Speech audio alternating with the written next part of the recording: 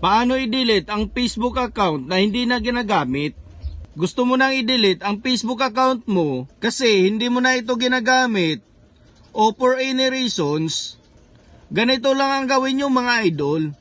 Una, i-open ang yung Facebook account at itap itong tatlong guhit sa itaas at hanapin ang settings and privacy.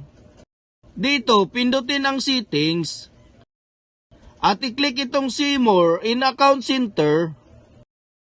Pumunta sa personal details at piliin itong account at ownership control. Isilik ang deactivation or deletion.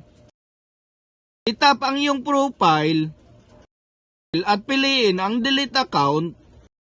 Then click continue.